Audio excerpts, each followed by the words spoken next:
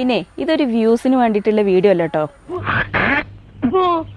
ഒരു ഗുരുതരമായിട്ടുള്ള മാനസിക സാമൂഹിക പ്രശ്നത്തിന്റെ വിശദീകരണമാണ്. ഇന്നലെ ഞാനൊരു പബ്ലിക് ബസ്സിൽ നിന്നുള്ള ഒരു വീഡിയോ ഷെയർ ചെയ്ത് എന്തോന്ന്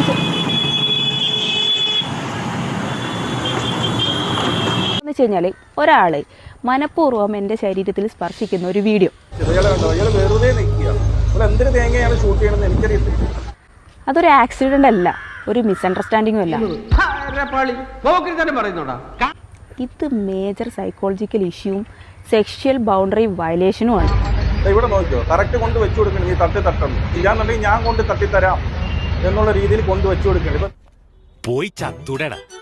മനസ്സിലായി? ഇങ്ങനെ തിരിഞ്ഞ് അവൾക്ക് വേണ്ടി നേരെ നിൽക്കാം. ഇങ്ങനെ തിരിഞ്ഞുകൊണ്ട് അവളുടെ മാടം കൊണ്ട് ഇടിക്കുകയാണ് അതിനകത്ത്. അയാളുടെ ബിഹേവിയറിൽ നല്ല പ്രശ്നമുണ്ട്. അയാളുടെ ചുറ്റുമുള്ള ആൾക്കാരും അയാളുടെ കുടുംബക്കാരും കാണണം. ബസ്സിൽ വെച്ച് ലൈംഗിക അതിക്രമം നടത്തിയെന്ന ആരോപണം നേരിട്ട യുവാവ് ജീവനൊടുക്കി. ആ മനുഷ്യൻ പോയി. അപമാനം താങ്ങാനാവാതെ ആ മനുഷ്യൻ കയറി തൂങ്ങി ചത്തു.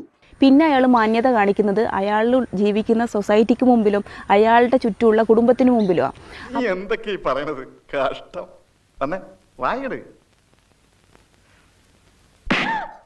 റീച്ചിന് വേണ്ടിയിട്ട് പാവം പിടിച്ചൊരു മനുഷ്യൻ എന്തോ എന്നെ ലൈംഗികപരമായിട്ട് തൊട്ടു എന്ന് കരുതി എന്ന് ആക്കി തീർത്തുകൊണ്ട് നീയൊക്കെ റീലിട്ടു. അവസാനം അയാൾ കയറി തൂങ്ങി. അപ്പോൾ ഈ കുടുംബം അത് അറിഞ്ഞു എന്നറിയുമ്പോഴും സൊസൈറ്റി അത് അറിഞ്ഞു എന്നറിയുമ്പോൾ മാത്രമാണ് ഇവർ ഈ ബിഹേവിയർ ചേഞ്ച് ചെയ്യാൻ പോകുന്നുള്ളൂ. പിന്നെ നിന്ന് മറ്റേ വർത്താനം പറയുന്നു. ഇവരുടെയൊക്കെ ഉദ്ദേശം മറ്റൊന്നുമല്ല, റീച്ച് ആകുക.